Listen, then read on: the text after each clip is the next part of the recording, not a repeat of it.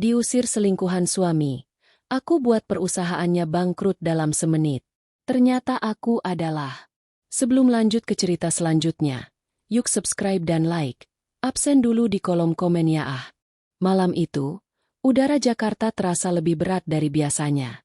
Langit di luar jendela penthouse mewah Maya dipenuhi awan kelabu, seolah-olah mencerminkan gejolak yang akan segera meledak dalam hidupnya. Maya, seorang wanita berusia 32 tahun dengan rambut hitam panjang yang selalu tergerai rapi, duduk di sofa kulit putih di ruang tamu mereka yang luas. Cahaya lampu kristal memantulkan kilau lembut di wajahnya, menonjolkan matanya yang tajam namun penuh kehangatan.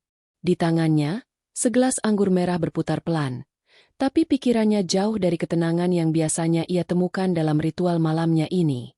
Maya adalah direktur pemasaran di sebuah perusahaan teknologi ternama, sebuah posisi yang ia raih dengan kerja keras dan kecerdasan yang tak diragukan. Namun, di balik kesuksesannya, ia selalu mengutamakan kehidupan rumah tangganya bersama Arga, suaminya selama 5 tahun. Arga, seorang pengusaha properti berusia 35 tahun, dikenal sebagai pria karismatik dengan senyum yang mampu meluluhkan hati siapa saja. Bersama, mereka adalah pasangan yang tampak sempurna, rumah mewah di kawasan elit SCBD, mobil sport di garasi, dan liburan ke Eropa setiap tahun. Tetapi malam ini, sesuatu terasa salah. Semuanya berawal dari sebuah notifikasi di ponsel Arga yang tergeletak di meja makan. Maya tidak pernah punya kebiasaan memeriksa ponsel suaminya. Ia percaya pada kejujuran dan kepercayaan dalam pernikahan mereka.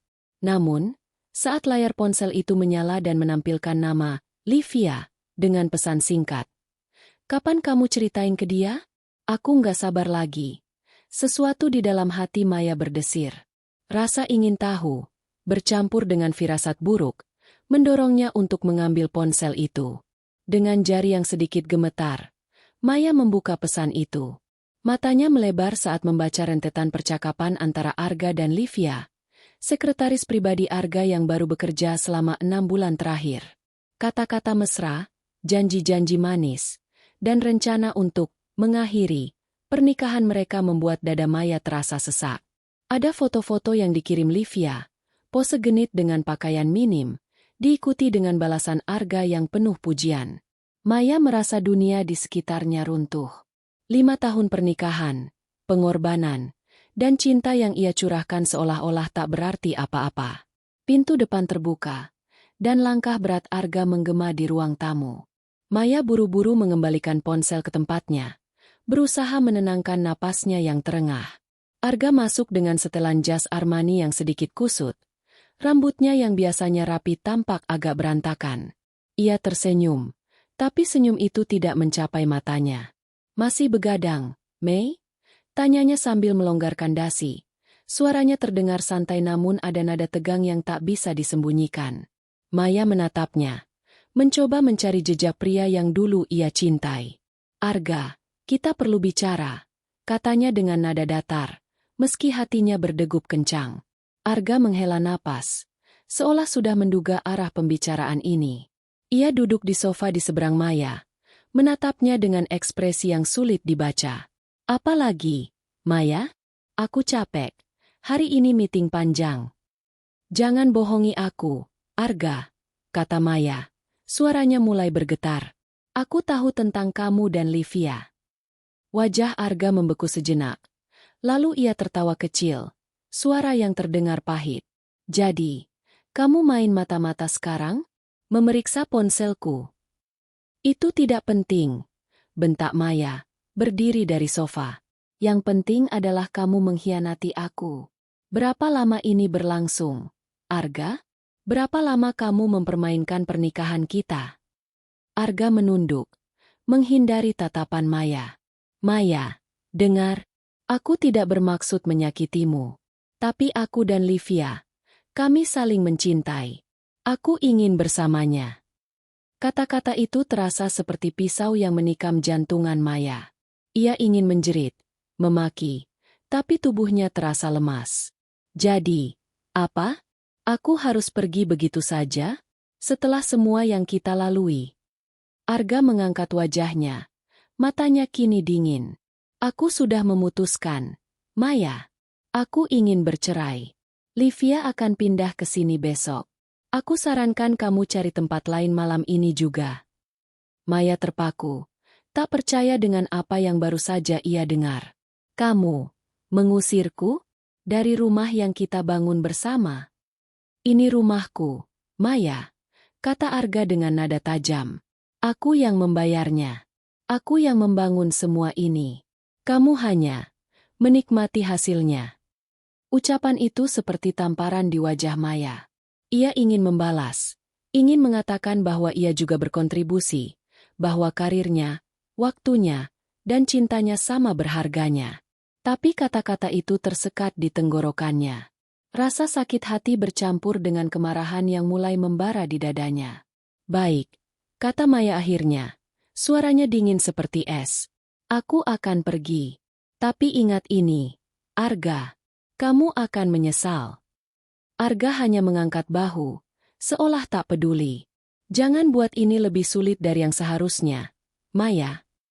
Maya berjalan menuju kamar tidur, mengambil koper kecil dari lemari.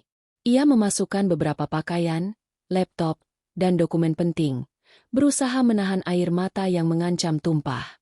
Di dalam hatinya, ia berjanji pada dirinya sendiri, ini bukan akhir. Ini adalah awal dari sesuatu yang jauh lebih besar. Saat ia melangkah keluar dari penthouse, hujan mulai turun, membasahi wajahnya. Tapi Maya tidak peduli. Di balik kesedihannya, ada sesuatu yang lain, sebuah rahasia yang selama ini ia sembunyikan, bahkan dari Arga. Maya bukan sekadar wanita karir biasa.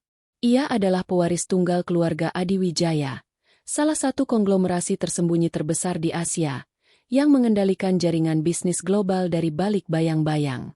Selama ini, ia memilih hidup sederhana, menyembunyikan identitasnya demi cinta dan kehidupan normal. Tapi malam ini, saat hujan membasahi wajahnya, Maya tahu bahwa waktunya telah tiba untuk melepaskan topeng itu. Di dalam taksi yang membawanya menjauh dari penthouse, Maya menatap keluar jendela, matanya penuh tekad. Kamu pikir kamu bisa menghinaku, Arga? Gumamnya pada dirinya sendiri. Aku akan membuatmu menyesal. Aku akan menghancurkan segalanya yang kamu bangun, sampai kamu tak punya apa-apa lagi. Hujan semakin deras, tetapi di dalam hati Maya, sebuah api telah menyala. Ia bukan lagi wanita yang patah hati. Ia adalah pewaris yang siap merebut kembali kendali atas hidupnya, dan menghancurkan siapa saja yang berani mengkhianatinya. Hujan masih mengguyur Jakarta saat taksi yang membawa Maya melaju di tengah kemacetan malam. Cahaya lampu neon dari gedung-gedung tinggi memantul di jalanan basah, menciptakan kilau yang kontras dengan kegelapan di hati Maya. Ia duduk di kursi belakang, menatap koper kecil di sampingnya. Hanya itu yang tersisa dari kehidupannya yang dulu ia anggap sempurna. Di dalam dadanya, kemarahan dan kesedihan bergulat, tapi ada sesuatu yang lebih kuat, tekad untuk bangkit. Maya tahu, ini bukan akhir, melainkan awal dari perjuangan yang akan mengubah segalanya. Taksi berhenti di depan sebuah apartemen tua di pinggiran Jakarta Selatan. Bangunan itu jauh dari kemewahan penthouse yang baru saja ia tinggalkan. Cat dindingnya mengelupas, dan lorong menuju lift dipenuhi bau apek. Maya membayar sopir taksi, menarik napas dalam, dan melangkah masuk dengan koper di tangan. Apartemen kecil yang ia sewa dengan tergesa-gesa melalui aplikasi daring adalah tempat perlindungan sementaranya. Satu kamar tidur, dapur kecil, dan jendela yang menghadap ke gang sempit. Tidak ada sofa kulit, tidak ada lampu kristal, hanya kesunyian yang menyambutnya. Maya menjatuhkan diri di kasur tua yang berderit, menatap plafon yang mulai berjamur. Untuk pertama kalinya dalam bertahun-tahun, ia merasa benar-benar sendirian. Telepon genggamnya bergetar, menampilkan pesan dari sahabatnya, Rani, yang bertanya apakah ia baik-baik saja. Maya ingin menjawab, ingin menceritakan pengkhianatan Arga, tetapi jari-jarinya hanya membeku di atas layar. Ia tidak ingin dikasihani. Tidak sekarang. Ia meletakkan ponsel dan menutup mata, mencoba menahan air mata yang terus mengancam. Pagi datang dengan sinar matahari yang menyelinap melalui celah-celah tirai usang. Maya bangun dengan kepala yang berat, Tapi ia memaksa diri untuk bergerak. Ia membuka laptopnya. Satu-satunya aset berharga yang ia bawa dari penthouse. Layar menyala, dan Maya mulai mencari pekerjaan. Karirnya sebagai direktur pemasaran memberinya reputasi yang kuat. Tetapi ia tahu bahwa dunia bisnis Jakarta penuh dengan koneksi dan politik. Arga, dengan pengaruhnya di kalangan elit, pasti akan menyebarkan narasi yang menguntungkannya. Maya harus bergerak cepat sebelum rumor merusak peluangnya. Hari-hari berikutnya adalah perjuangan. Maya mengirimkan puluhan lamaran kerja, menghadiri wawancara, dan berusaha menjaga wajahnya tetap tersenyum meski hatinya remuk. Namun, satu persatu, pintu tertutup. Beberapa perusahaan menolaknya dengan alasan yang samar, dan Maya mulai curiga bahwa Arga atau Livia berada di baliknya. Ia mendengar bisik-bisik bahwa Arga telah menyebarkan kabar bahwa Maya tidak stabil setelah masalah rumah tangga. Kemarahan Maya kembali membara, tetapi ia tahu bahwa marah saja tidak akan cukup. Ia perlu rencana. Di sela-sela mencari pekerjaan, Maya mulai menggali informasi tentang perusahaan Arga, PT Properti Nusantara. Perusahaan itu sedang dalam masa ekspansi besar, dengan proyek ambisius untuk membangun menara komersial di pusat kota. Arga sering membanggakan proyek ini sebagai puncak karirnya, sebuah langkah yang akan menempatkannya di puncak dunia bisnis properti Indonesia. Maya tahu bahwa proyek ini bergantung pada pendanaan dari investor asing, terutama dari sebuah konsorsium di Singapura. Jika ia bisa menemukan cara untuk mengguncang fondasi itu, Arga akan kehilangan segalanya. Malam itu, Maya duduk di meja kecil di apartemennya, dikelilingi oleh catatan dan dokumen yang ia kumpulkan dari sumber daring. Ia bukan hanya wanita yang patah hati, ia adalah seorang strategis ulung yang tahu cara membaca pasar dan memanfaatkan kelemahan lawan. Namun, ia juga tahu bahwa untuk menghancurkan Arga, ia membutuhkan lebih dari sekadar informasi publik. Ia membutuhkan akses ke rahasia-rahasia perusahaan, dan untuk itu, ia harus menggunakan kartu as yang selama ini ia simpan rapat-rapat, identitas aslinya. Maya Adiwijaya bukan nama sembarangan. Di balik kehidupan sederhana yang ia pilih, ia adalah putri tunggal dari keluarga Adiwijaya, sebuah dinasti bisnis yang mengendalikan jaringan perusahaan global dari balik bayang-bayang. Ayahnya, Mendiang Bima Adiwijaya, adalah legenda di dunia bisnis, dikenal karena kecerdasannya dalam membangun kerajaan tanpa pernah menarik perhatian publik. Setelah kematian ayahnya, Maya mewarisi semua itu, tetapi ia memilih untuk menjauh, hidup sebagai wanita biasa demi cinta dan kebebasan. Sekarang, cinta itu telah mengkhianatinya, dan kebebasan itu telah direnggut. Saatnya ia kembali ke akarnya. Maya mengambil ponselnya dan mencari nomor yang sudah bertahun-tahun tidak ia hubungi. Nama, Pak Wirawan, muncul di layar. Wirawan adalah pengacara keluarga Adiwijaya, seorang pria setia yang mengelola urusan bisnis keluarga dengan ketelitian luar biasa. Maya ragu sejenak. Jari-jarinya melayang di atas tombol panggil. Menghubungi Wirawan berarti membuka kembali pintu ke dunia yang ia tinggalkan. Dunia penuh intrik dan kekuasaan. Tapi ia tahu, ini adalah langkah yang harus ia ambil. "Halo, Pak Wirawan," kata Maya saat telepon tersambung. Suaranya tenang namun tegas.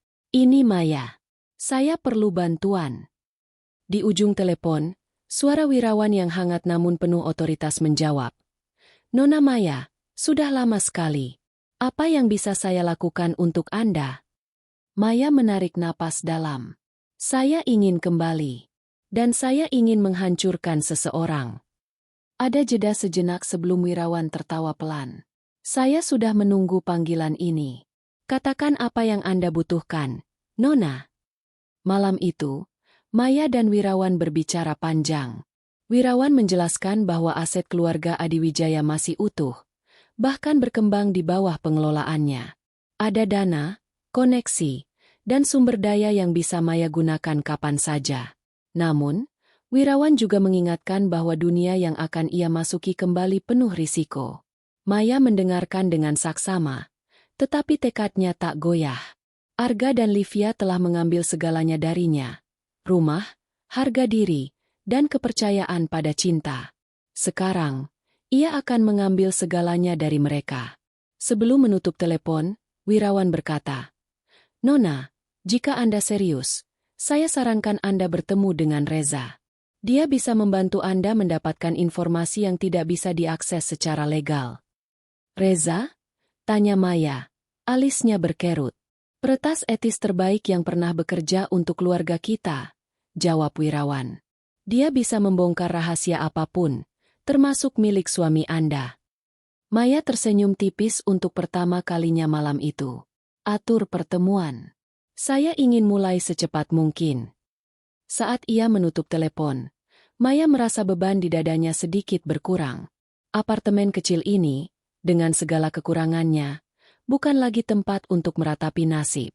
Ini adalah markas perangnya. Di luar, hujan telah reda, dan langit malam Jakarta mulai terlihat jernih. Maya berdiri di depan jendela, menatap kota yang berkilau di kejauhan. "Kalian pikir aku sudah selesai," gumamnya. "Tapi perang ini baru dimulai."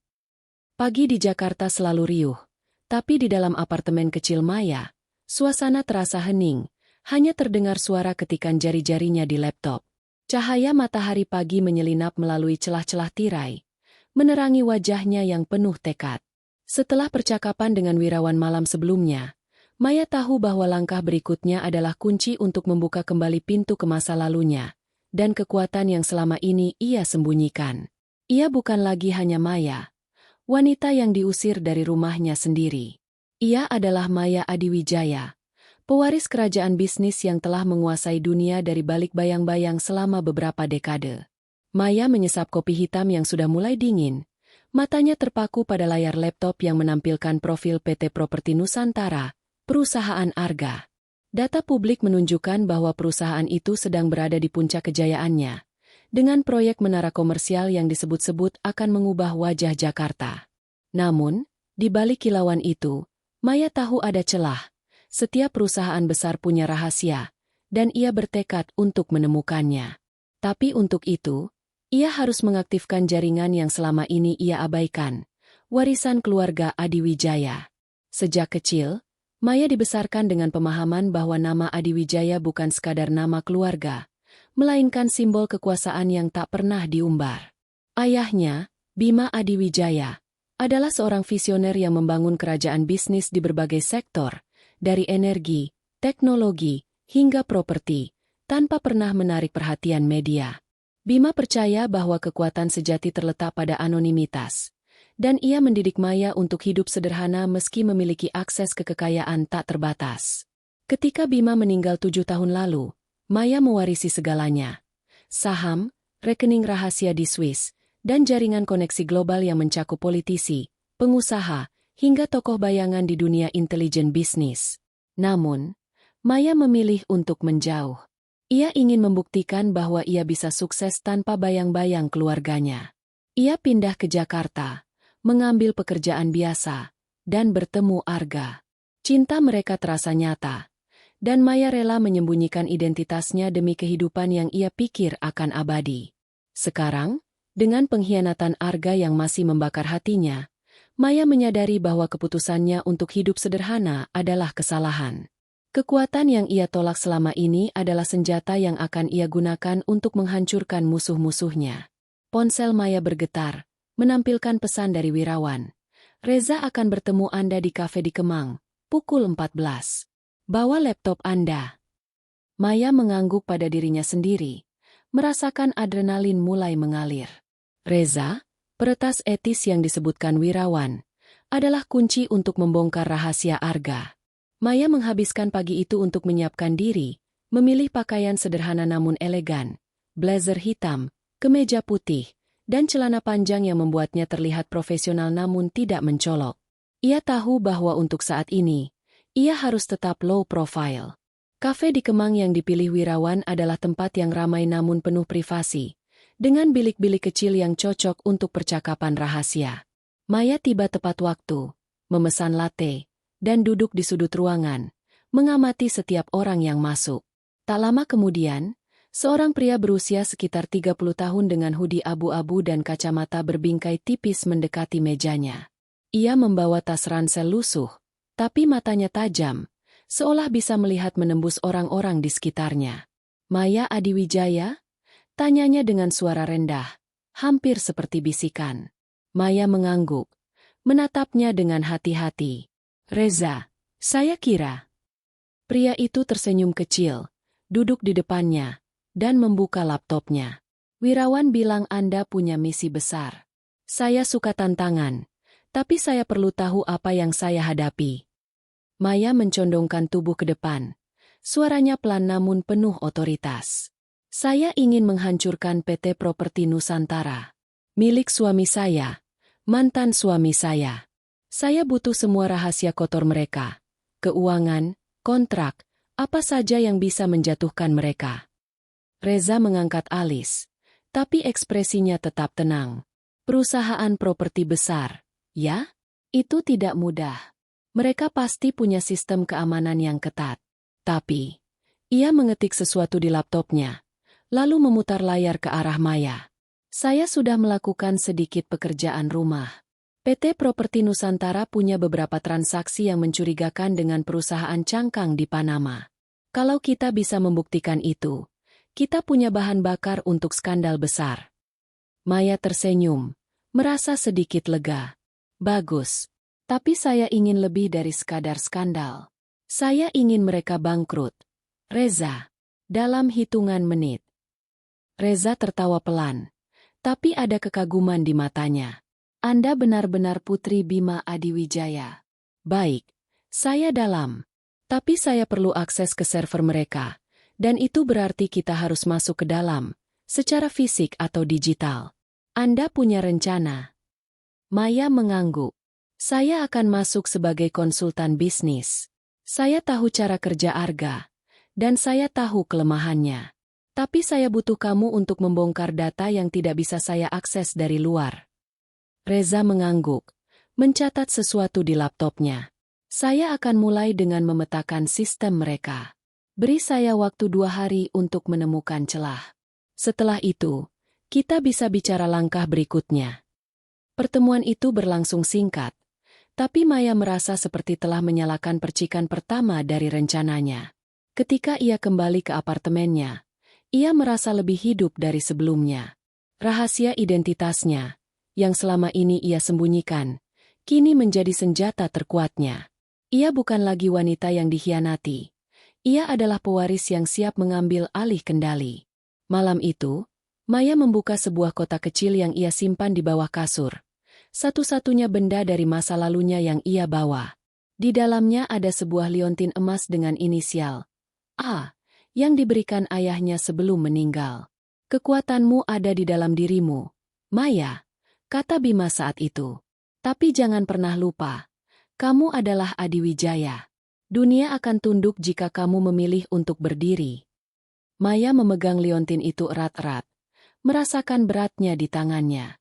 Ia tahu bahwa perjalanan ini tidak akan mudah. Arga bukan lawan sembarangan, dan Livia, dengan ambisinya yang licik, pasti akan menjadi penghalang. Tapi Maya tidak takut. Ia telah kehilangan segalanya. Rumah, cinta, dan harga dirinya. Sekarang, ia tidak punya apa-apa lagi untuk ditakuti. Sebelum tidur, Maya menulis di buku catatannya.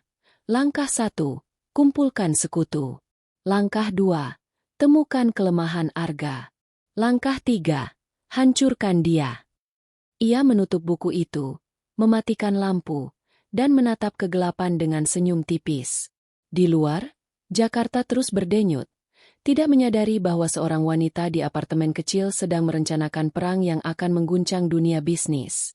Langit Jakarta pagi itu cerah, tapi di dalam apartemen kecil Maya, suasana dipenuhi ketegangan yang mendebarkan.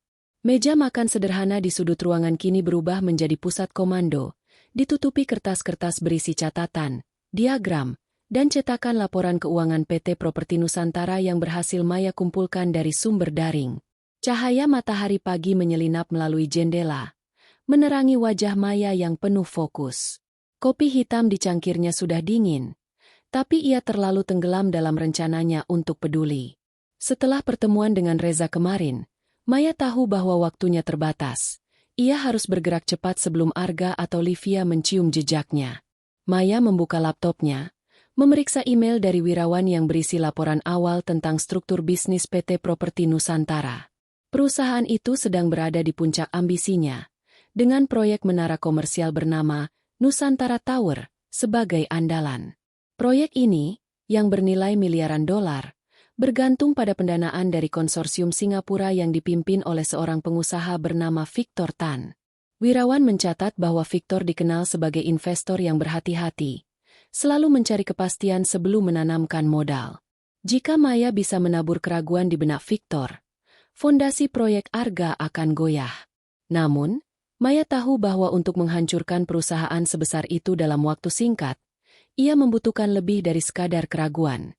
Ia perlu bukti nyata, skandal yang cukup besar untuk membuat investor lari dan saham perusahaan anjlok. Reza telah berjanji untuk mencari celah di sistem keamanan digital PT Properti Nusantara, tapi Maya tidak bisa hanya mengandalkan peretasan. Ia harus masuk ke dalam lingkaran Arga, mendekati orang-orang kunci, dan memanipulasi situasi dari dalam.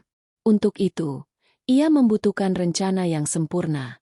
Maya menutup laptopnya dan mengambil buku catatannya, menuliskan langkah-langkah yang telah ia susun sejak malam tadi.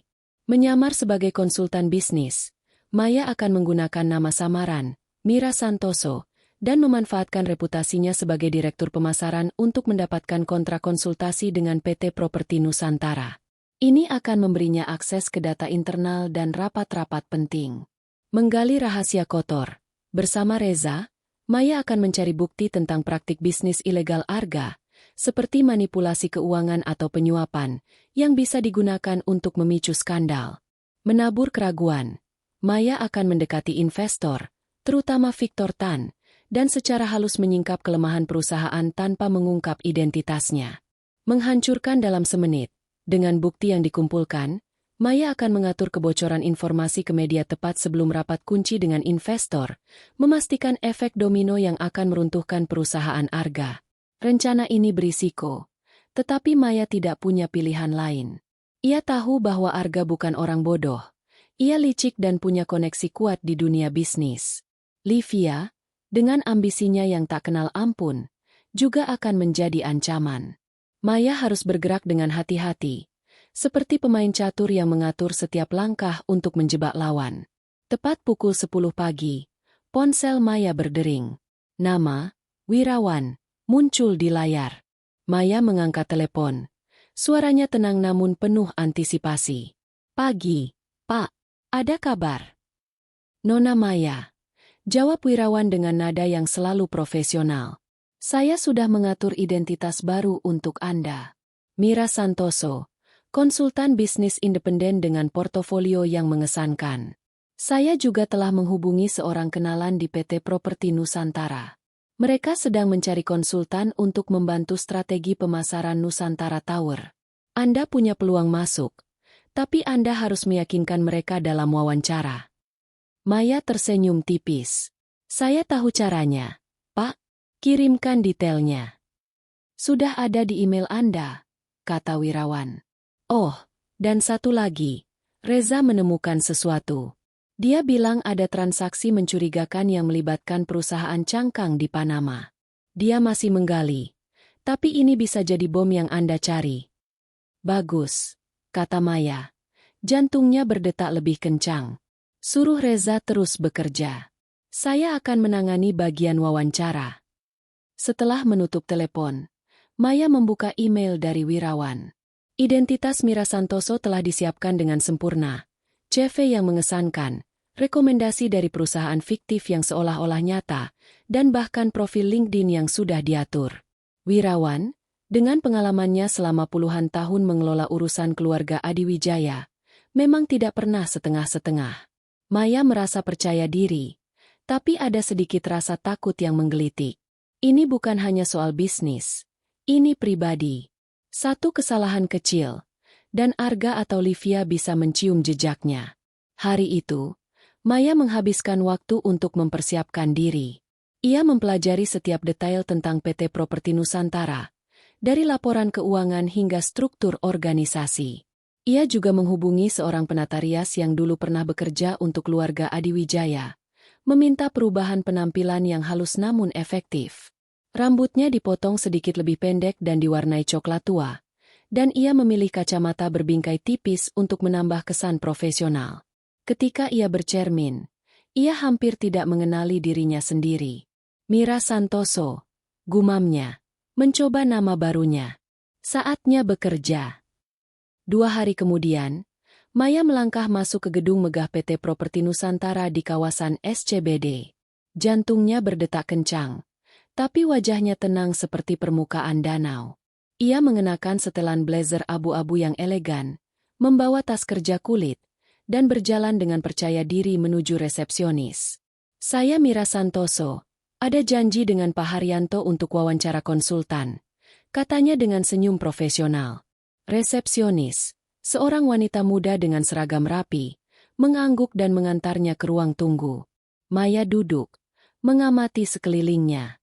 Kantor ini adalah cerminan ego Arga, modern, mewah, dan penuh pretensi. Dinding kaca, furnitur desainer, dan foto-foto proyek properti yang dipajang dengan bangga. Maya merasa perpaduan aneh antara nostalgia dan kebencian. Ini adalah dunia yang dulu ia dukung, dunia yang kini ingin ia hancurkan. Wawancara berjalan lancar. Pak Haryanto, Direktur Pemasaran PT Properti Nusantara, terkesan dengan pengalaman Mira Santoso dan ide-ide inovatifnya untuk memasarkan Nusantara Tower. Maya berbicara dengan penuh percaya diri, memadukan pengetahuannya tentang industri dengan pesona yang ia tahu akan memikat. Di akhir wawancara, Haryanto tersenyum lebar. Saya rasa Anda cocok, Mira. Kami akan menghubungi Anda dalam beberapa hari untuk kontrak. Maya mengangguk, menahan senyum kemenangan. Terima kasih, Pak. Saya menantikan kabar baik. Saat ia keluar dari gedung, ponselnya bergetar lagi. Pesan dari Reza. Saya masuk ke server mereka. Ada dokumen yang menarik. Penyuapan pejabat untuk izin proyek. Kirim detail malam ini. Maya mengepalkan tangan, merasakan adrenalin mengalir. Rencananya mulai berjalan. Dengan akses ke dalam perusahaan dan bukti yang Reza kumpulkan, ia selangkah lebih dekat untuk menghancurkan Arga. Malam itu, di apartemennya, Maya duduk di depan laptop, menatap dokumen yang dikirim Reza. Ada bukti transfer uang ke rekening pejabat daerah, disamarkan sebagai biaya konsultasi. Ini adalah amunisi yang ia butuhkan. Tapi Maya tahu, ia harus menunggu momen yang tepat untuk meledakkannya. Untuk saat ini, ia akan bermain sebagai Mira Santoso, konsultan yang sempurna, sambil merangkak masuk ke jantung kerajaan Arga. Di luar, Jakarta terus berdenyut, tidak menyadari badai yang sedang disiapkan Maya. Ia menutup laptop, menatap liontin emas di tangannya, dan berjanji pada dirinya sendiri. Kamu akan menyesal, Arga. Aku akan pastikan itu. Langit Jakarta mulai memerah saat matahari terbenam, menciptakan siluet dramatis dari gedung-gedung pencakar langit di kawasan SCBD. Maya, yang kini menyamar sebagai Mira Santoso, berdiri di depan cermin kecil di apartemennya, memeriksa penampilannya sekali lagi. Blazer biru tua, kemeja putih bersih, dan kacamata berbingkai tipis membuatnya terlihat seperti konsultan profesional yang tak bisa dianggap remeh. Tapi di balik penampilan itu, jantungnya berdetak kencang. Hari ini adalah hari pertamanya sebagai konsultan di PT Properti Nusantara, dan langkah ini akan membawanya masuk ke jantung kerajaan Arga, tempat di mana ia akan mulai menabur benih kehancuran. Maya mengambil tas kerjanya, memasukkan laptop dan beberapa dokumen yang telah ia siapkan dengan cermat. Wirawan telah memastikan bahwa identitas Mira Santoso anti peluru, tidak ada jejak yang bisa menghubungkannya dengan Maya Adiwijaya. Namun, risiko tetap ada. Arga mungkin tidak akan mengenalinya dengan rambut baru dan kacamata, tapi Livia, dengan insting liciknya, bisa menjadi masalah. Maya tahu ia harus berhati-hati. Setiap gerakan harus dihitung dengan presisi seperti langkah seorang penari di atas tali. Saat tiba di gedung PT Properti Nusantara, Maya disambut oleh asisten Haryanto, seorang pria muda bernama Dito yang ramah namun sedikit ceroboh. Selamat datang, Bu Mira, katanya dengan senyum lebar. Kantor Anda sudah disiapkan di lantai 15. Pak Haryanto bilang Anda akan ikut rapat strategi pagi ini. Maya mengangguk, menahan dorongan untuk memindai setiap sudut ruangan. Terima kasih, Dito. Bisa tunjukkan jalannya. Dito mengantarnya ke lift, mengobrol tentang cuaca dan proyek Nusantara Tower dengan antusias. Maya mendengarkan dengan saksama, mencatat setiap detail kecil yang mungkin berguna. Di lantai 15, ia dibawa ke ruang kerja kecil namun modern dengan pemandangan kota yang memukau. Meja kerjanya sudah dilengkapi komputer, dan sebuah papan nama bertuliskan, Mira Santoso, diletakkan di sudut. Maya tersenyum dalam hati. Wirawan memang tidak pernah main-main. Rapat strategi diadakan di ruang konferensi besar dengan dinding kaca yang menghadap ke jalanan Jakarta yang sibuk. Maya masuk dengan percaya diri, memperkenalkan diri sebagai konsultan baru kepada tim pemasaran. Haryanto menyambutnya dengan hangat, tapi tatapan Maya tertuju pada sosok yang berdiri di ujung ruangan, Livia. Sekretaris pribadi Arga itu mengenakan gaun merah ketat yang menonjolkan lekuk tubuhnya. Rambut pirangnya tergerai sempurna, dan senyumnya penuh pesona, tapi ada sesuatu yang dingin di matanya. Maya merasa jantungnya berhenti sejenak. Livia menatapnya sekilas. Alisnya sedikit berkerut, tapi ia tidak menunjukkan tanda-tanda mengenali Maya. Selamat datang, Mira, kata Livia dengan suara manis yang terdengar dipaksakan. Kami dengar Anda punya banyak ide untuk Nusantara Tower. Semoga bisa membantu kami menarik lebih banyak investor. Maya tersenyum sopan, menahan dorongan untuk membalas dengan sindiran. Tentu, saya akan berusaha memberikan yang terbaik, jawabnya dengan nada netral. Rapat dimulai, dan Maya mendengarkan dengan saksama saat Haryanto mempresentasikan rencana pemasaran untuk Nusantara Tower. Proyek ini memang ambisius, sebuah menara 50 lantai dengan ruang kantor premium, pusat perbelanjaan, dan hotel bintang 5. Tapi Maya memperhatikan ketegangan di antara anggota tim. Beberapa manajer berbisik tentang tekanan dari investor, sementara Livia terus mencuri pandang ke arahnya, seolah mencoba membaca niatnya. Maya tetap tenang, berbicara hanya ketika diminta dan memberikan saran yang terdengar logis namun dirancang untuk menanam benih keraguan. Saya pikir kita perlu lebih transparan dengan laporan keuangan untuk investor, kata Maya di tengah rapat, suaranya penuh percaya diri. Victor Tan dari konsorsium Singapura dikenal sangat teliti. Jika ada ketidaksesuaian, dia bisa menarik diri. Haryanto mengangguk, tapi Livia memotong dengan cepat. Keuangan kami sudah sangat rapi. Mira, tidak ada yang perlu dikhawatirkan. Nada suaranya tajam, dan Maya bisa merasakan permusuhan di balik senyumnya. Pasti, jawab Maya dengan senyum tipis. Saya hanya ingin memastikan kita siap untuk menghadapi pertanyaan sulit. Investor seperti Victor tidak suka kejutan. Setelah rapat, Maya kembali ke ruang kerjanya. Jantungnya masih berdetak kencang. Interaksi singkat dengan Livia membuktikan bahwa wanita itu bukan sekadar pelakor biasa. Ia cerdas, ambisius, dan mungkin lebih berbahaya daripada Arga. Maya tahu ia harus lebih waspada. Ia membuka laptopnya dan mengirim pesan terenkripsi ke Reza. Saya sudah masuk. Perhatikan Livia. Dia curiga. Malam itu, Maya menerima panggilan dari Reza. Saya menemukan sesuatu, katanya dengan nada penuh semangat. Ada email internal antara Arga dan Livia yang membahas penyesuaian, laporan keuangan untuk menutupi utang tersembunyi. Mereka menggunakan perusahaan cangkang untuk memindahkan dana. Saya kirimkan detailnya sekarang. Maya membuka dokumen yang dikirim Reza.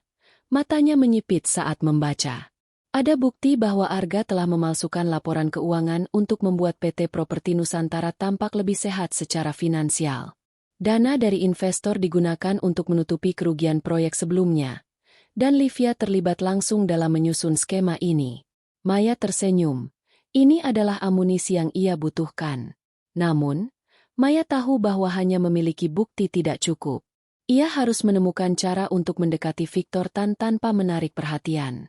Wirawan telah mengatur pertemuan informal dengan Victor di sebuah acara amal minggu depan, di mana Maya akan hadir sebagai Mira Santoso. Tapi sebelum itu, ia harus terus bermain peran di dalam perusahaan, mengumpulkan lebih banyak informasi sambil menjaga topengnya tetap utuh. Hari-hari berikutnya, Maya bekerja dengan penuh dedikasi sebagai konsultan, memberikan saran yang tampaknya membantu tim pemasaran tetapi secara halus menyoroti kelemahan dalam strategi mereka. Ia juga mulai membangun hubungan dengan anggota tim lain, terutama Dito, yang ternyata suka mengobrol dan sering membocorkan informasi tanpa sengaja. Dari Dito, Maya mengetahui bahwa Livia sering mengatur pertemuan rahasia dengan Arga di luar kantor, dan bahwa beberapa karyawan curiga ada sesuatu yang tidak beres dengan keuangan perusahaan. Suatu sore, saat Maya sedang menyiapkan laporan di ruang kerjanya, Livia tiba-tiba muncul di pintu. "Mira, punya waktu sebentar?" tanyanya dengan senyum yang tidak mencapai matanya. "Tentu, Bu Livia," jawab Maya, berusaha menjaga nada suaranya tetap ramah. Livia masuk, menutup pintu di belakangnya. "Saya dengar Anda sangat berbakat. Tapi saya juga dengar Anda suka menggali-gali hal yang tidak perlu. Apa sebenarnya tujuan Anda di sini?" Maya merasa jantungnya berhenti sejenak. Tapi ia tetap tenang. "Saya di sini untuk membantu, Bu. Jika ada yang membuat Anda khawatir, saya senang bisa menjelaskan." Livia menatapnya lama, seolah mencoba membaca pikirannya. "Hanya saran, Mira. Jangan terlalu penasaran. Orang-orang yang terlalu ingin tahu biasanya tidak bertahan lama di sini." Ancaman itu jelas, tapi Maya hanya tersenyum. "Terima kasih atas sarannya, Bu. Saya akan fokus pada pekerjaan saya." Setelah Livia pergi, Maya menghembuskan napas panjang. Livia jelas curiga, tapi Maya tidak akan mundur. Malam itu, ia menulis di buku catatannya, "Livia lebih pintar dari yang saya kira." Tapi dia tidak tahu siapa yang dia hadapi. Dengan bukti dari Reza dan akses ke dalam perusahaan, Maya semakin dekat dengan tujuannya. Di luar, Jakarta terus bergerak, tidak menyadari bahwa sebuah permainan besar sedang dimainkan di balik dinding-dinding kaca PT Properti Nusantara. Jakarta di bawah langit malam berkilau dengan lampu-lampu kota, tetapi di dalam apartemen kecil Maya, suasana dipenuhi ketegangan yang mendebarkan. Meja makan yang sederhana kini penuh dengan dokumen, grafik, dan catatan yang Maya susun dengan cermat. Layar laptopnya menampilkan email terbaru dari Reza, berisi bukti-bukti baru tentang skema keuangan kotor PT Properti Nusantara.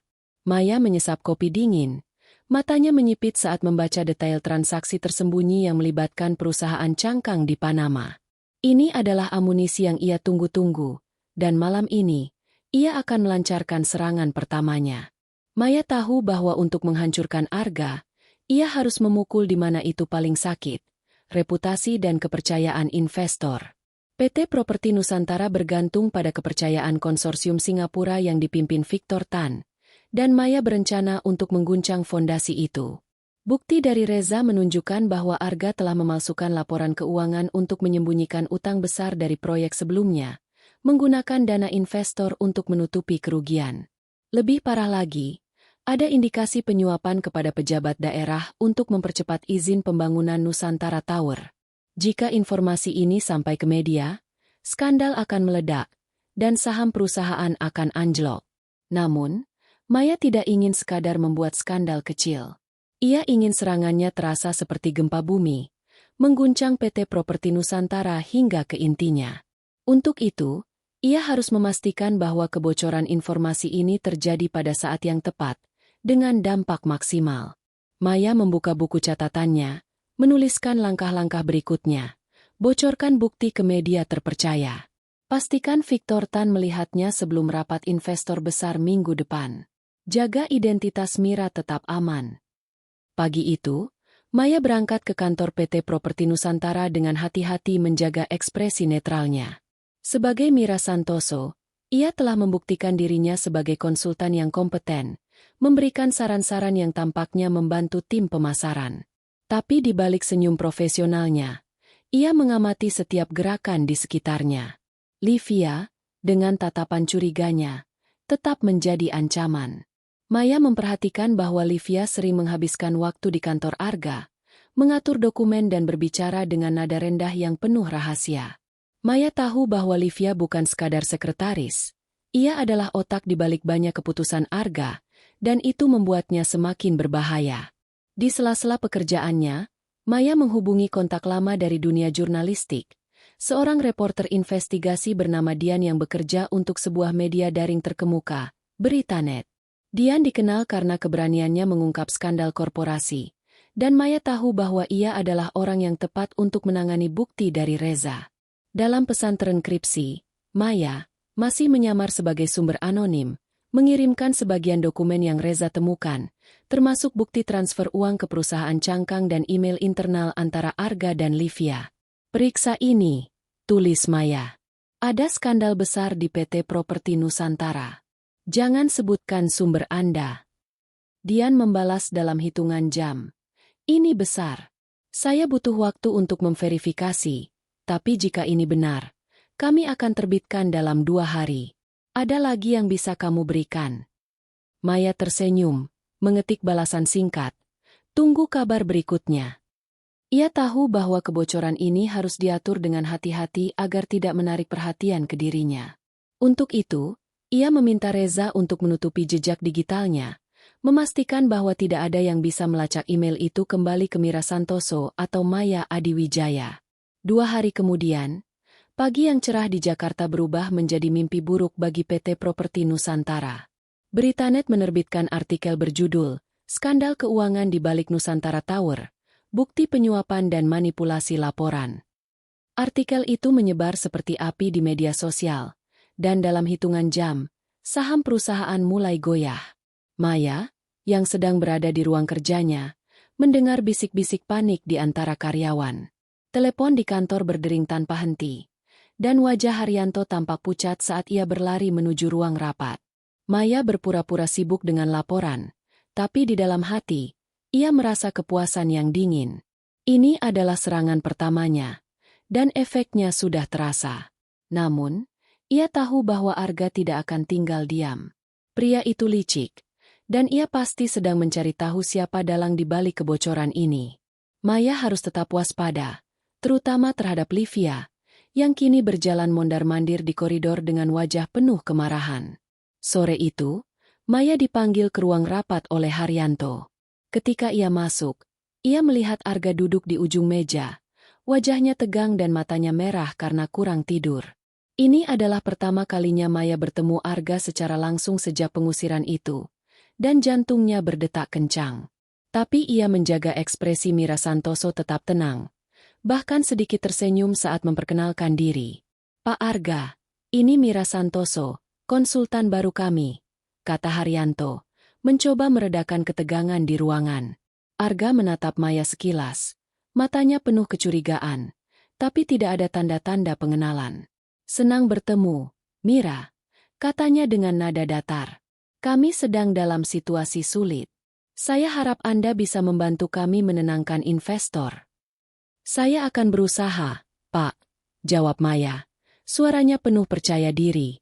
"Tapi kita perlu transparansi. Investor seperti Victor Tan tidak suka kejutan seperti ini." Arga mengangguk, tapi tatapannya tetap tajam. "Kami akan menangani ini. Yang saya ingin tahu adalah siapa yang membocorkan informasi itu ke media." Maya merasa jantungnya berhenti sejenak, tapi ia tetap tenang. "Mungkin seseorang dari dalam, Pak. Atau bisa juga kompetitor. Dunia bisnis penuh intrik."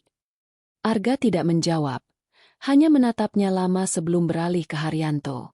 "Saya ingin investigasi internal segera. Periksa semua karyawan, termasuk konsultan baru."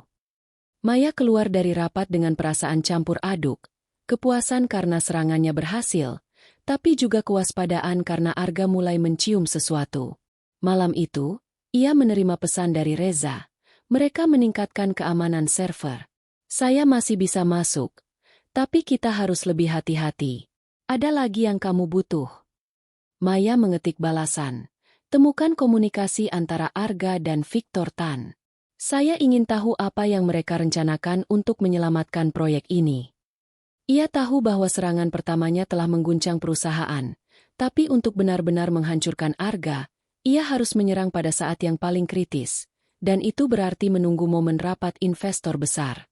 Di apartemennya, Maya duduk di depan jendela, menatap kota yang berkilau di kejauhan. Liontin emas di tangannya terasa hangat, seolah mengingatkannya pada kekuatan yang ia miliki. "Kamu pikir kamu bisa mengendalikannya, Arga?" gumamnya. Tapi ini baru permulaan. Jakarta terus berdenyut di luar, tidak menyadari bahwa seorang wanita di apartemen kecil sedang merancang langkah berikutnya dalam permainan yang akan mengubah segalanya.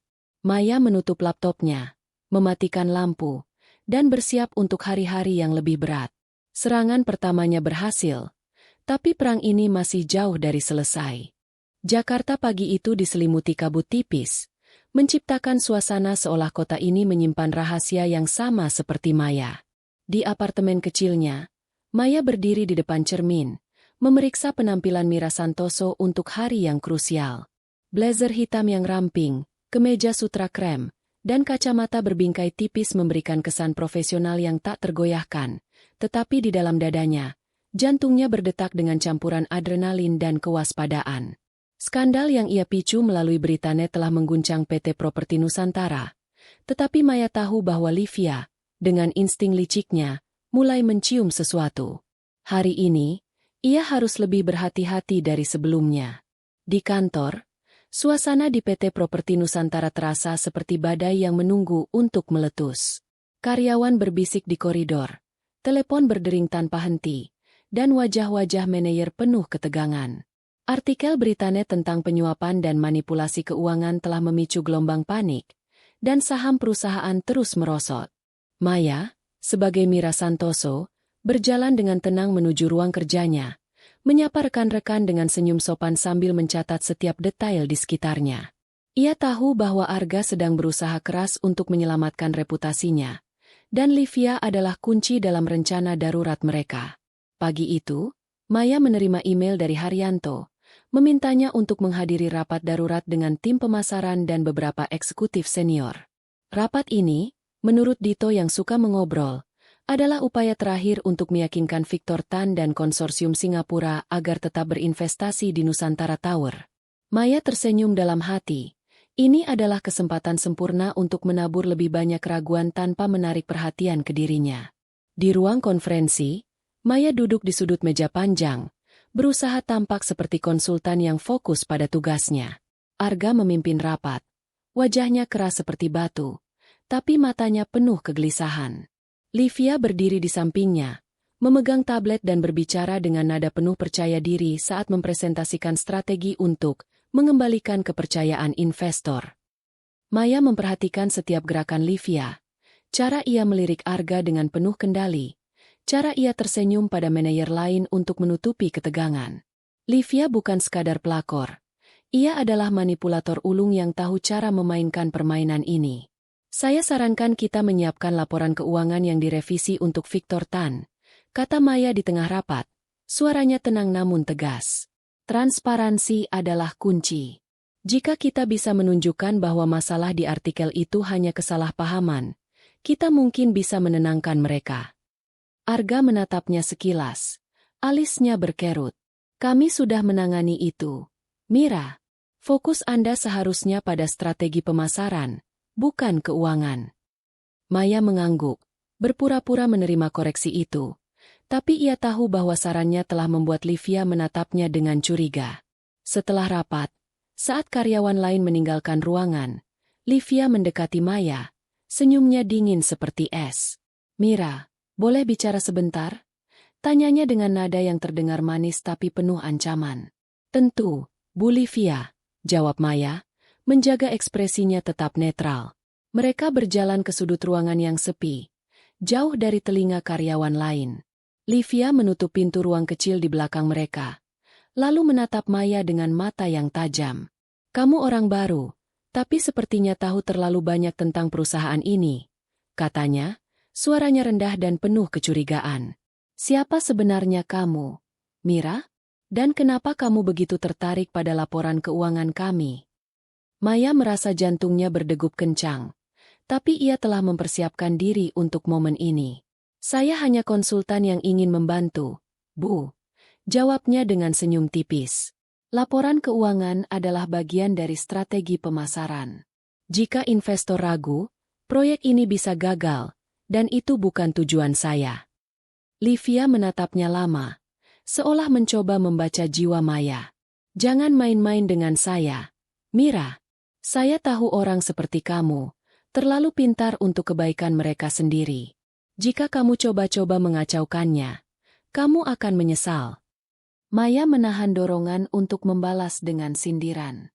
Ia tahu bahwa Livia sedang mencoba mengintimidasinya, tapi ia juga tahu bahwa Livia tidak punya bukti apapun.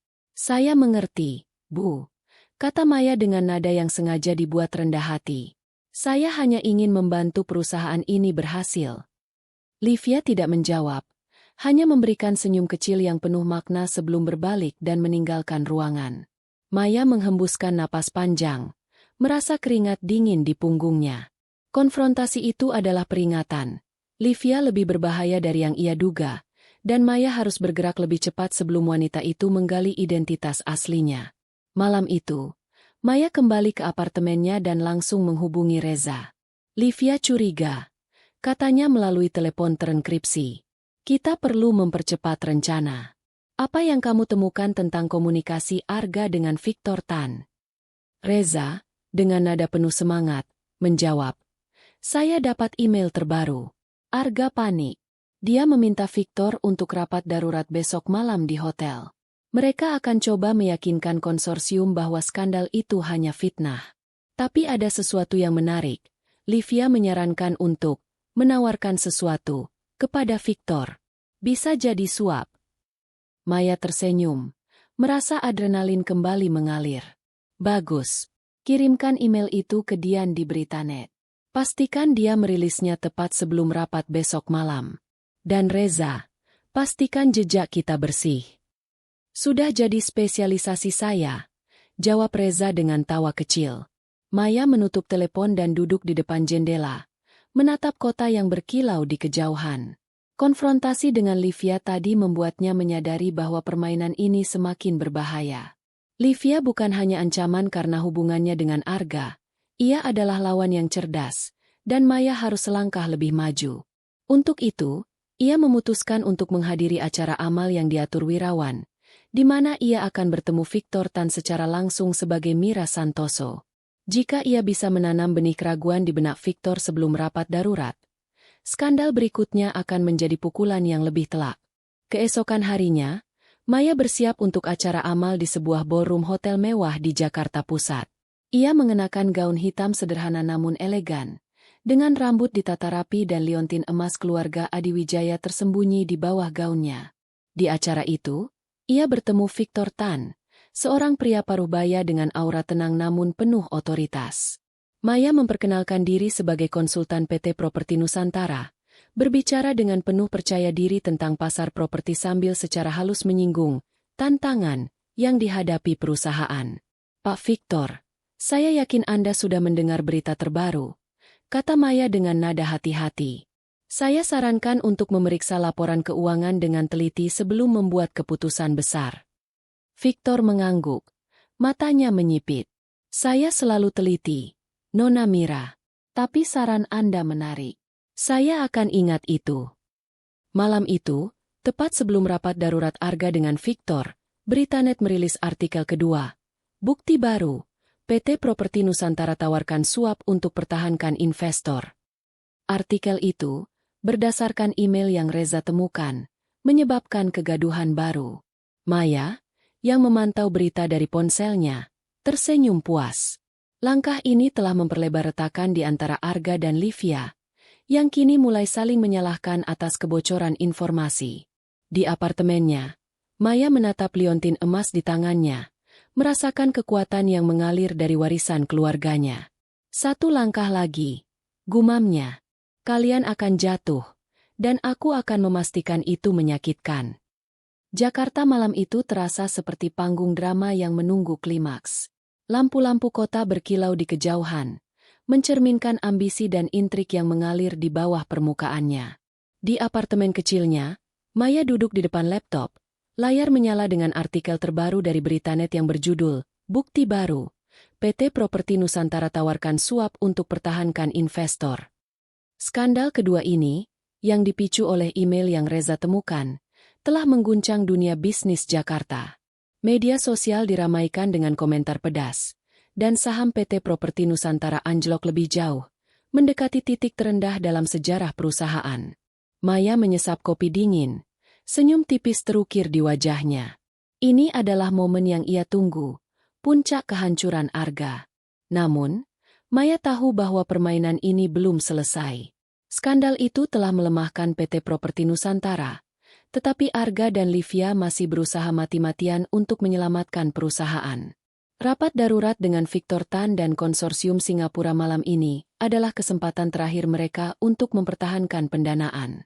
Maya telah menabur benih keraguan di benak Victor selama acara amal, dan sekarang, ia akan memastikan bahwa benih itu tumbuh menjadi pohon yang menghancurkan.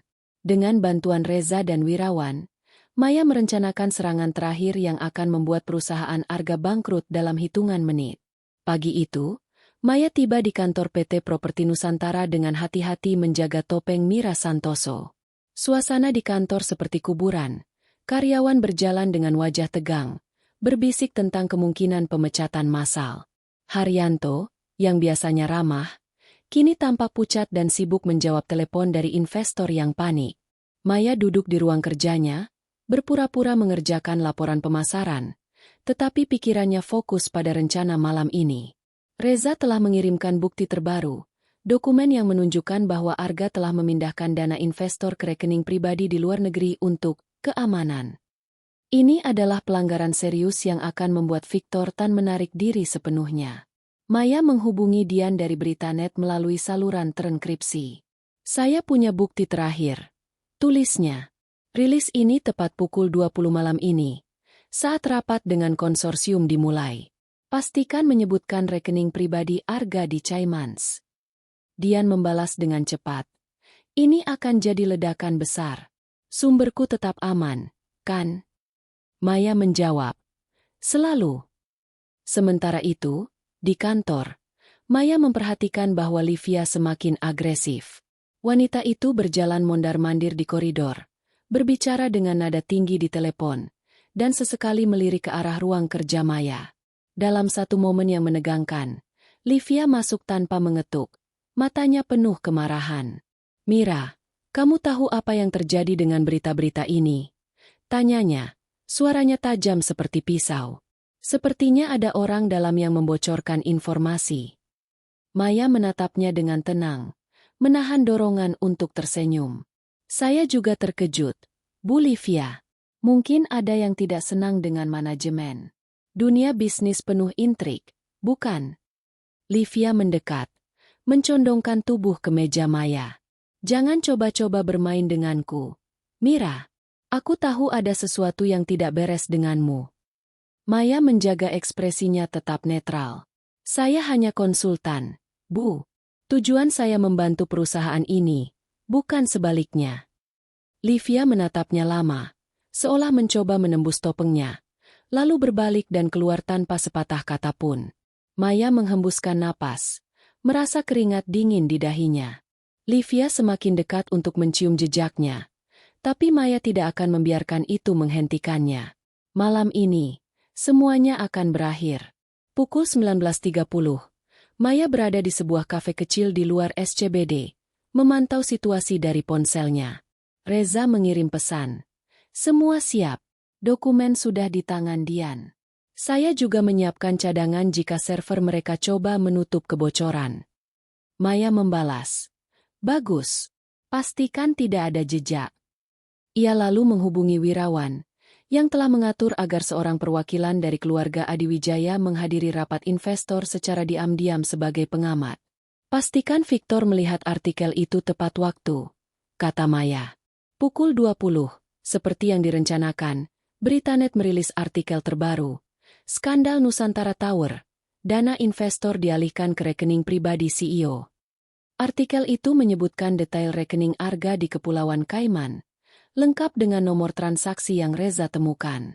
Dalam hitungan menit, media sosial meledak. Tagar Nusantara skandal menjadi trending, dan telepon di kantor PT Properti Nusantara pasti berdering tanpa henti. Maya membayangkan kekacauan di ruang rapat. Victor Tan, yang sudah ragu setelah percakapan dengan Maya di acara amal, pasti marah besar. Dalam rapat itu, menurut sumber wirawan, Victor berdiri dari kursinya, menuntut penjelasan dari Arga. Arga, yang tidak siap untuk kebocoran secepat ini, tergagap, mencoba menyangkal tuduhan itu. Livia, yang juga hadir, berusaha menenangkan situasi, tetapi suaranya tenggelam dalam kemarahan Victor. Dalam waktu kurang dari 1 jam, Victor mengumumkan bahwa konsorsium Singapura menarik seluruh pendanaan dari Nusantara Tower. Efek domino dimulai. Investor lain mengikuti jejak Victor, menarik dana mereka satu persatu. Bank-bank yang memberikan pinjaman mulai menagih pembayaran, dan saham PT Properti Nusantara jatuh bebas. Pukul 21.30, berita daring melaporkan bahwa perusahaan itu resmi dinyatakan bangkrut, dengan utang yang tidak mampu mereka bayar. Maya, yang masih duduk di kafe, menatap ponselnya dengan kepuasan yang dingin. Dalam hitungan menit, seperti yang ia janjikan, ia telah menghancurkan kerajaan Arga. Namun, di tengah kemenangan itu, Maya merasa sedikit hampa. Ia telah mencapai tujuannya, tetapi pengkhianatan Arga dan hinaan Livia masih membekas di hatinya. Ia tahu bahwa langkah berikutnya adalah menghadapi mereka secara langsung, mengungkapkan identitas aslinya, dan memastikan mereka mengerti harga dari apa yang mereka lakukan. Tapi untuk malam ini, Maya memilih untuk menikmati kemenangan ini. Ia memesan segelas anggur merah di kafe, mengangkatnya dalam diam sebagai penghormatan pada dirinya sendiri. Di luar, Jakarta terus berdenyut, tidak menyadari bahwa seorang wanita di kafe kecil telah mengubah nasib sebuah perusahaan besar. Maya menatap liontin emas di tangannya, merasakan berat warisan keluarga Adiwijaya. "Ini untukmu, Papa," gumamnya. "Dan untukku." Malam itu, saat ia kembali ke apartemen, Maya menerima pesan dari Reza. "Selamat, bos. Mereka selesai. Apa langkah berikutnya?" Maya tersenyum, mengetik balasan. Saatnya bertemu Arga. Dia perlu tahu siapa yang melakukan ini. Ia menutup ponsel, menatap kota dari jendela, dan bersiap untuk konfrontasi terakhir. PT Properti Nusantara telah jatuh, tetapi Maya Adiwijaya baru saja bangkit. Jakarta pagi itu terasa berbeda bagi Maya. Matahari menyelinap melalui celah-celah tirai apartemen kecilnya, menerangi ruangan yang kini menjadi saksi kemenangannya. PT Properti Nusantara telah bangkrut, sahamnya hancur, dan Arga, pria yang dulu ia cintai, kini kehilangan segalanya. Berita tentang kejatuhan perusahaan itu masih mendominasi headline, dengan tagar Nusantara skandal terus trending di media sosial. Maya menyesap kopi panas, merasakan kepuasan yang bercampur dengan sedikit kegelisahan. Kemenangan ini terasa manis, tetapi ia tahu bahwa perjalanan ini belum selesai. Hari ini, ia akan menghadapi Arga dan Livia, mengungkapkan identitas aslinya, dan memastikan mereka memahami harga dari pengkhianatan mereka. Maya berdiri di depan cermin, memilih pakaian dengan hati-hati. Ia tidak lagi menyamar sebagai Mira Santoso. Hari ini, ia akan menjadi Maya Adiwijaya, pewaris keluarga yang telah menghancurkan kerajaan Arga dalam hitungan menit. Ia mengenakan gaun hitam sederhana namun elegan, dengan liontin emas keluarga Adiwijaya tergantung di lehernya, tidak lagi tersembunyi. Rambutnya dibiarkan tergerai, dan kacamata yang menjadi ciri khas Mira ditinggalkan di meja. Saat ia memandang cermin, ia melihat seorang wanita yang telah bangkit dari puing-puing pengkhianatan, siap untuk menutup babak ini dengan penuh kuasa. Wirawan telah mengatur pertemuan di sebuah ruang konferensi netral di Hotel Bintang 5 di Jakarta Pusat. Arga, yang kini terpuruk dan putus asa, setuju untuk bertemu dengan perwakilan investor yang katanya ingin membahas kemungkinan bailout untuk PT Properti Nusantara. Livia juga akan hadir, masih berusaha mempertahankan kendali atas situasi yang sudah di luar jangkauannya. Maya tahu bahwa ini adalah momen untuk menghadapi mereka, tidak hanya sebagai korban pengkhianatan, tetapi sebagai arsitek kehancuran mereka. Saat Maya melangkah masuk ke lobi hotel, ia merasakan adrenalin mengalir di nadinya. Ia tidak lagi takut, tidak lagi ragu. Setiap langkahnya penuh tujuan, setiap napasnya penuh tekad. Di ruang konferensi, ia disambut oleh Wirawan, yang berdiri di sudut ruangan dengan senyum tipis. Semuanya sudah siap, Nona, katanya dengan nada penuh hormat. Mereka sudah di dalam. Maya mengangguk, mengambil napas dalam, dan mendorong pintu ruang konferensi. Di dalam, Arga duduk di ujung meja panjang. Wajahnya pucat dan matanya merah karena kurang tidur. Livia duduk di sampingnya, berusaha mempertahankan sikap percaya diri, tetapi ketegangan di wajahnya jelas terlihat. Ketika Maya masuk, keduanya menatapnya dengan kebingungan. Lalu kejutan yang perlahan berubah menjadi kengerian. Maya! Arga tergagap, berdiri dari kursinya. Kamu, apa yang kamu lakukan di sini? Livia memicingkan mata, mencoba memahami situasi. Tunggu, kamu Mira Santoso? Apa maksudnya ini? Suaranya penuh kecurigaan, tapi ada nada ketakutan yang tak bisa ia sembunyikan. Maya tersenyum dingin, berjalan perlahan menuju meja dan duduk di kursi di hadapan mereka. Mira Santoso adalah Topeng, katanya dengan nada tenang namun penuh otoritas. Nama saya Maya Adiwijaya, dan saya adalah orang yang menghancurkan perusahaanmu, Arga. Wajah Arga membeku, mulutnya terbuka tapi tidak ada kata yang keluar. Livia, bagaimanapun, bangkit dari kursinya, wajahnya memerah. Kamu pikir kamu bisa main-main dengan kami? Ini gila. Kamu cuma istri yang dibuang. Maya, kamu tidak punya kuasa untuk. Cukup, Livia, potong Maya. Suaranya tajam seperti pisau. Kamu pikir kamu tahu segalanya. Tapi kamu tidak tahu apa-apa tentang saya. Apakah kamu tahu siapa keluarga Adiwijaya? Apakah kamu tahu kekuatan yang saya miliki? Arga menatapnya dengan mata melebar, seolah baru menyadari sesuatu. Adiwijaya. Bima Adiwijaya? Itu ayahmu. Maya mengangguk. Liontin emas di lehernya berkilau di bawah cahaya lampu. Ya, Arga. Saya pewaris keluarga Adiwijaya. Selama ini, saya memilih hidup sederhana karena saya mencintaimu. Saya pikir kita punya masa depan bersama.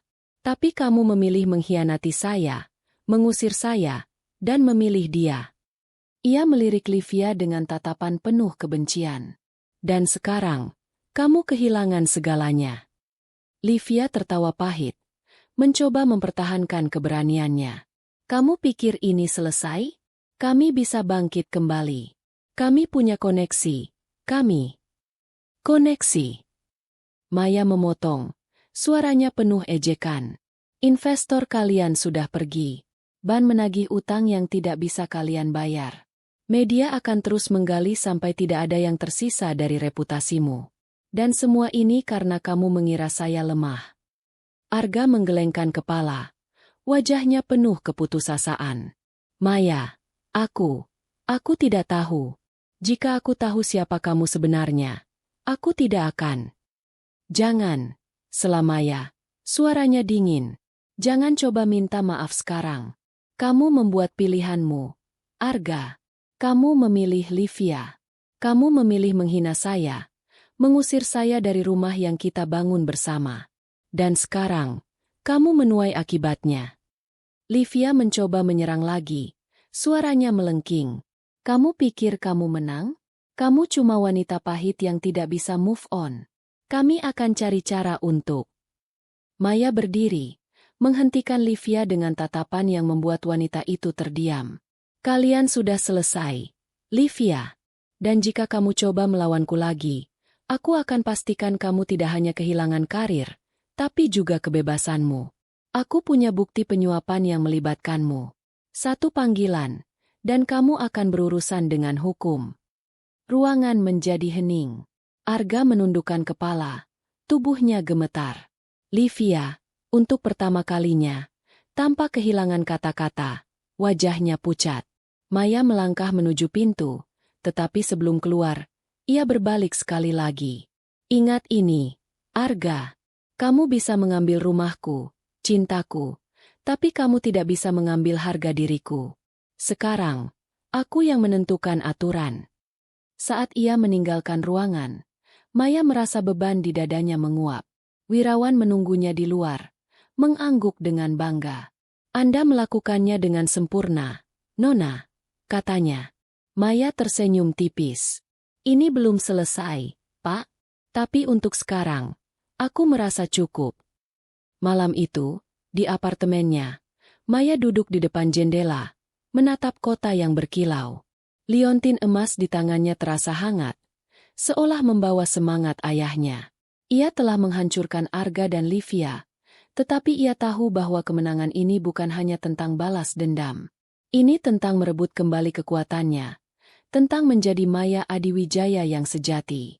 Di luar, Jakarta terus berdenyut, tidak menyadari bahwa seorang wanita telah mengubah nasibnya sendiri, dan nasib orang-orang yang mengkhianatinya.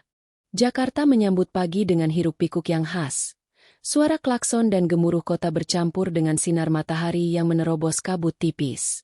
Di apartemen kecilnya, Maya berdiri di depan jendela, memandang kota yang telah menjadi saksi kehancuran PT Properti Nusantara dan kebangkitannya sebagai Maya Adiwijaya.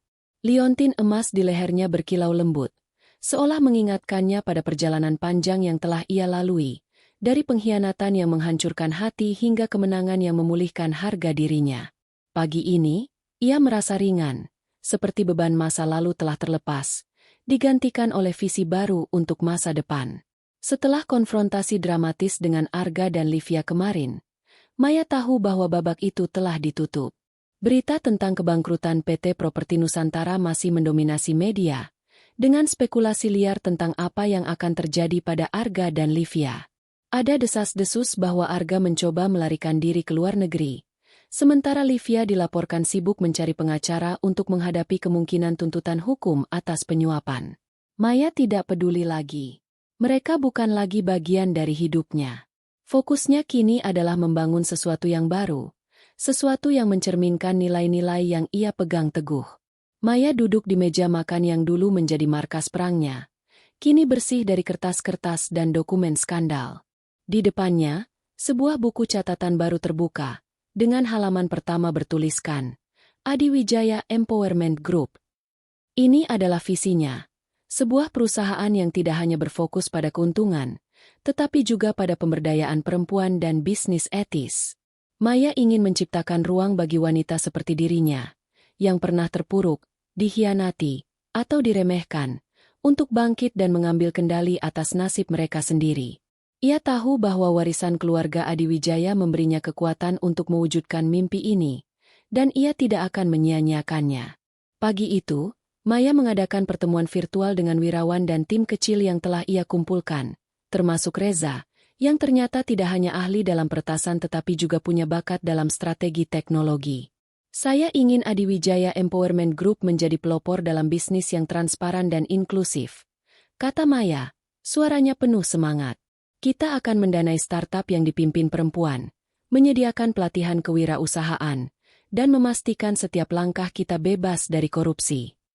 Wirawan, yang selalu setia di sisi keluarga Adiwijaya, mengangguk dengan bangga. Nona, visi ini akan mengubah lanskap bisnis di Indonesia. Saya sudah menyiapkan daftar investor potensial yang sejalan dengan nilai-nilai kita. Kapan Anda ingin mulai? Segera, jawab Maya. Saya ingin kantor pusat kita berdiri dalam 6 bulan. Dan Reza, saya butuh kamu untuk merancang sistem keamanan digital yang tidak bisa ditembus. Kita tidak akan mengulangi kesalahan PT Properti Nusantara. Reza tersenyum. Jari-jarinya sudah mengetik di laptop. Saya sudah punya ide untuk platform berbasis blockchain untuk transparansi keuangan. Beri saya 2 minggu. Saya akan kasih prototipe. Hari-hari berikutnya, Maya bekerja tanpa lelah. Ia bertemu dengan calon mitra, menyusun rencana bisnis, dan menghubungi komunitas perempuan di Jakarta untuk bergabung dalam inisiatifnya. Salah satu pertemuan yang paling berkesan adalah dengan Rani, sahabat lamanya yang dulu pernah mencoba menghubunginya di saat-saat terpuruk. Maya akhirnya menceritakan semuanya, pengkhianatan Arga, rahasia identitasnya, dan rencananya untuk masa depan. Rani mendengarkan dengan mata berkaca-kaca, lalu memeluknya erat. "Kamu luar biasa, Maya," kata Rani. "Aku selalu tahu kamu punya sesuatu yang besar di dalam dirimu, tapi ini lebih dari yang aku bayangkan." Maya tersenyum, merasa hangat di hati. "Aku tidak melakukannya sendirian. Aku punya kalian, dan warisan ayahku." Malam itu, Maya menghadiri acara peluncuran inisiatif pertama Adiwijaya Empowerment Group, sebuah program beasiswa untuk perempuan muda yang ingin memulai bisnis. Acara itu diadakan di sebuah ballroom sederhana di Jakarta Selatan, dihadiri oleh puluhan wanita dari berbagai latar belakang. Maya berdiri di atas panggung, mikrofon di tangan, dan untuk pertama kalinya dalam hidupnya, ia merasa benar-benar berada di tempat yang tepat. "Saya pernah kehilangan segalanya," katanya kepada hadirin. Suaranya penuh emosi namun teguh. "Rumah, cinta, harga diri. Tapi saya belajar bahwa kekuatan sejati bukan datang dari apa yang kita miliki, melainkan dari apa yang kita bangun kembali. Bersama, kita akan membangun dunia di mana perempuan tidak hanya bertahan, tetapi berkembang." Tepuk tangan menggema di ruangan, dan Maya merasa air mata hangat di sudut matanya. Ini bukan tentang balas dendam lagi, ini tentang tujuan yang lebih besar. Ia telah memaafkan masa lalu, bukan karena Arga atau Livia layak mendapat pengampunan, tetapi karena ia ingin bebas dari beban itu. Namun, ia tidak akan melupakan pelajaran yang ia dapat, bahwa kekuatan sejati datang dari dalam, dan bahwa ia adalah Maya Adiwijaya, pewaris yang tidak bisa dihentikan. Beberapa minggu kemudian, Maya berdiri di puncak gedung baru yang akan menjadi kantor pusat Adiwijaya Empowerment Group. Gedung itu masih dalam tahap konstruksi, tetapi pemandangan Jakarta dari lantai teratas membuatnya merasa seperti berada di puncak dunia. Angin sepau-sepau menerpa wajahnya, dan liontin emas di lehernya terasa seperti jangkar yang menghubungkannya dengan ayahnya, dengan warisannya, dan dengan dirinya sendiri. Wirawan bergabung dengannya, menatap kota dengan senyum tipis. "Anda telah melampaui harapan ayah Anda, Nona," katanya. "Dia akan bangga." Maya mengangguk, matanya berkaca-kaca. "Saya harap begitu, Pak. Tapi ini baru permulaan. Ada begitu banyak yang ingin saya lakukan." Malam itu, Maya kembali ke apartemennya, yang kini terasa lebih seperti rumah daripada sekadar tempat perlindungan sementara. Ia duduk di depan meja, membuka buku catatannya, dan menulis. Langkah 1, bangkit. Langkah 2, bangun. Langkah 3, ubah dunia.